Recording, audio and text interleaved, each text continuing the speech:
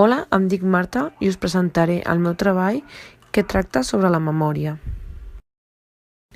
En aquest treball parlaré sobre la capacitat, el tipus de memòria, les regles i les diferents alteracions que trobem. Capacitat de fixar, registrar una experiència en el sistema nerviós central. Retenir, permanència d'una experiència registrada. I per últim, evocar, portar a la consciència una experiència prèviament registrada. Cal, nivell de vigilància adequat, actitud personal positiva davant del que es pretén recordar, tonalitat emocional adequada i, per últim, organització del material adequat. Tipus de memòria: immediata, instantània o sensorial, visual, auditiva, una per a cadascun dels sentits. Els estímuls dels sentits romanen uns segons emmagatzemats, o sigui, un breu període de temps. Com a resultat trobem que s'obliden si no es processa en la memòria a curt termini. Memòria a curt termini, recent o memòria de treball. Conté la informació que fem servir en cada moment.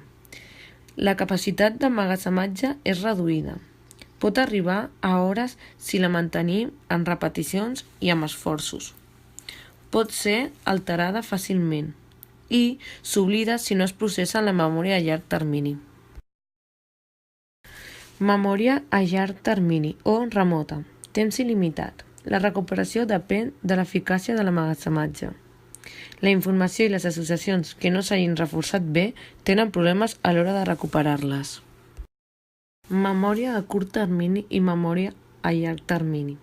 Tot allò que aprenem passa a través de la memòria de curt termini abans de ser desat a la memòria de llarg termini.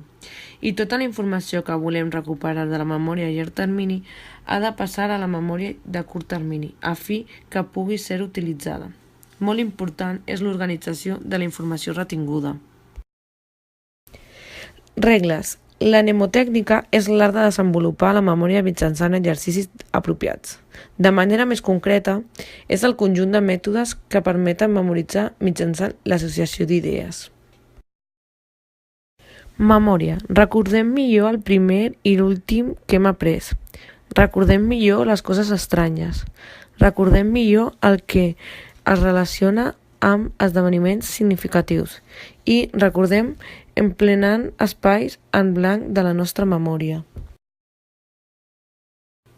Alteracions de la memòria.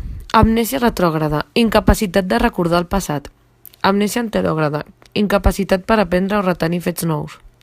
Amnèsia demència, trastorn degeneratiu del cervell, com pot ser l'Alzheimer. Amnèsia funcionals, com l'estrès, l'ansietat, emocions negatives o quedar-te en blanc en un examen. Gràcies per la vostra atenció.